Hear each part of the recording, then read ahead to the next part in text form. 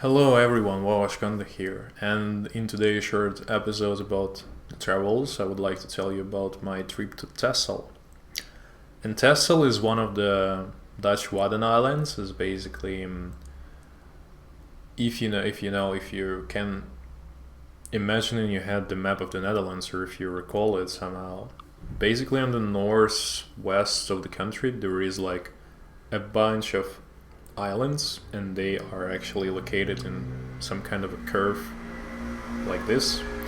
And Texel is basically the one that's located on this end of the curve. So it's up north from the Amsterdam. We're still going all the way north. And to be honest, I personally haven't heard much about the islands before, except for something that I briefly remembered from the Dutch lessons, from the Dutch courses where I was going. When we were playing the game, that we needed to go like to step on each of those islands, and there supposedly should have been some kind of fun facts about them. And the one that I remember about the Texel, that there is a famous old lighthouse, and there are a bunch of sandy dunes and natural reserves that basically located on the island. So I was like, hey, I have a spare weekend. Why shouldn't I go there? So first, never think that going somewhere in the plain nature, not to the city, on the 1st of December is a good idea. It definitely wasn't. I wasn't really sure what to prepare, and I think thanks to my colleagues, they suggested, say, renting a bike, because otherwise it would be so hard to get around the island, because the buses are not coming that frequently, and basically they're of course going from one small town to another one, and I think there are maybe 4 or 5 of them on the whole island. So bike is really the option that you can take in order to actually get around somewhere. So even before going to the island, it actually was, well, it wasn't a challenge per se, but I definitely needed first to take a train, and I needed to switch, of course, in order to get to Den Helder, and this is the place where the port for the ferry is. So I did all of that. I also, while waiting for my ferry, I walked around Den Helder, and to be honest, there is again not too much to say about it. It's a really small town. There are, of course, some of the historical things there, because obviously, I think any town that's been around for at least a couple of centuries has already something to show. So Den Helder was one of those. There was the classic Dutch architecture. There were, I think, like a lighthouse and a tower.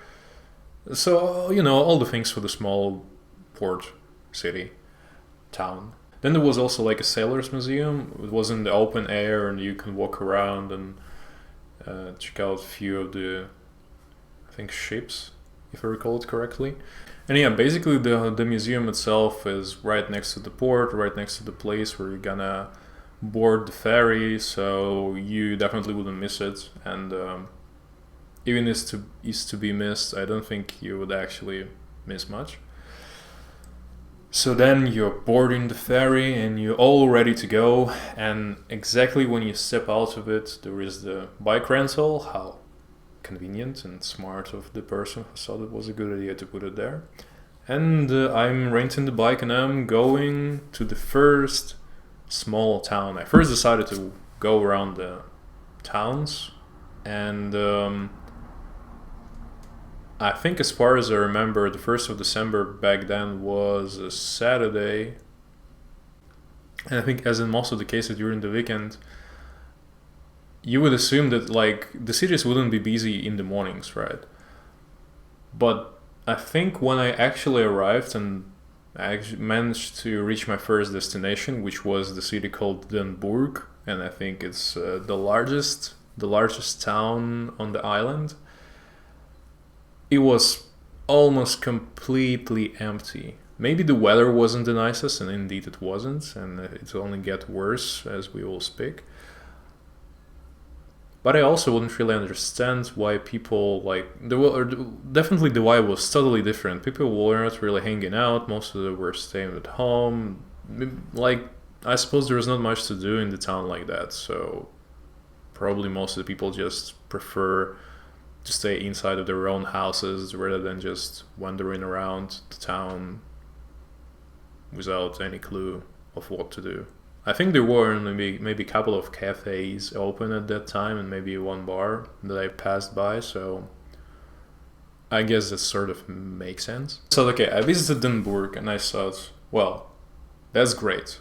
I was given a map by the bike rental, so I was okay, so maybe I would not really be able to reach all the way up north because the port where I arrived from Den Helder, I think it's called Den Hoorn, and it's on this very south of the island, and I think all the way north this is exactly that lighthouse that has been really quite remarkable sight on the island. So I unfortunately didn't really make it there because it was quite too far, and unfortunately my another mistake of it being December, the daylight time at that period is quite short. So when I actually arrived on the island it was about 1 p.m. and in order to get to the very north of the island I would need to spend about an hour and a half, and I already at that time biked to Denburg, so from Denburg there would still be maybe like 1 hour. So instead I decided, okay, it's definitely not gonna help if I'll go to the lighthouse now, and one of the main things why people go to the islands actually is the dunes, as they are being quite famous. So the nature is definitely the thing which I wouldn't really be able to spectate in the nighttime. So because of that I decided to, instead of hanging all the way to the north, I went to like the beginning of the natural preservation with those dunes, which is the small town called the Koch. So I biked there. It was already getting quite windy, and I liked it at one of the time, even though it was extremely cloudy and the sky was quite dark. Luckily for me, it didn't start to rain yet. So I biked there, I took a picture, I was a happy man that finally reached his destination, and I was like, okay, so why should I even go the same way I came here back to the port? I want to still experience the island a bit more. So I think another lesson you should learn is to better plan your visit somewhere whenever you're going, because sometimes it can be a bit more frustrating. So I had this map, I had my phone, I think luckily the internet connection was almost everywhere fine, but at some points it actually was disappearing, especially when I was going to like a forest or when I was cycling back through the plains. And at first I just got lost while cycling around in the natural habitat of like all the wildlife that's still there. So I was just first not worried, no anxiety. I was just biking, watching all at the old yellow grass and sands and the sea, and then the sea started to slowly disappear. So I then realized that I cycled exactly to the dead end because there was a fence that they couldn't really cross, and especially being on a bike it wouldn't really help. So in this kind of situation, what else could I do? I definitely started to panic, but just a little bit. My phone was almost dead, so I needed to charge it, and I was luckily, for some reason, I took my laptop, so I could charge my phone from my laptop. But in these situations, another lesson I would tell you that if you go into such a long trip, don't you ever forget to bring your power bank. So I've been cycling around, I've been checking the map all the time, and then I realized that it's already getting so dark, and it maybe was around 4:35 p.m. And definitely it wasn't the most pleasant experience to go through the dark forest on your bike. Luckily there were some bike lanes, so I could actually more or less understand where I should go, but the bike light was definitely not enough to lighten up the whole road. So, I'm a bit getting lost. I need to circle back. It's getting dark. It started to rain. And then I finally left the forest and I'm in the plain. And the wind and the huge rain started. My phone almost dead. I'm using the printed map from the bike rental in order to get around somewhere. Luckily, all the street signs were there, and I more or less started to realize where I am in the location, so there was more hope inside of me, and I actually understood what can I do in order to get back home. I was still trying to make some pictures just because it would be a shame if I wouldn't really not capture any of the moments of the places that I've been passing by, because I also on the way back I actually planned to visit a small town. So I think I took a picture of their church, which was probably the only thing with the lights in it, and that actually helped me to orient around a bit. And then it was maybe half an hour of cycling against the wind, in the rain. Probably not in the most, at least I wore in the raincoat, so that part was somehow helpful. But for the rest, it wasn't the most enjoyable experience, to be honest with you guys. So I think the biggest lesson you should learn from this, if you want to go on the islands and on a trip like that, you definitely should consider the weather.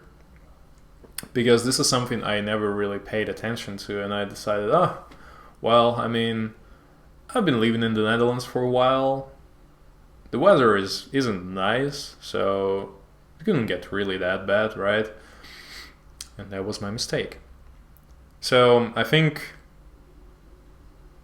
if you would ever decide to go on an island, maybe you shouldn't really rush like I did. And I think that's kind of my thing, rushing around the places. So it probably would be a more pleasant experience if you at least stay there for one night and you wouldn't really try to go for the whole island just in not even one day, but in half a day. Because of course then I needed to go all the way back, and the train ride from The Hague I think took about 2 hours one way. So yeah, I think it's a time for a conclusion. So what can I say about Texel? I think me trying to rush through the whole island definitely didn't help me to experience and enjoy the whole place. But I would definitely say that the island still had quite a different vibe in comparison to what is happening on the mainland.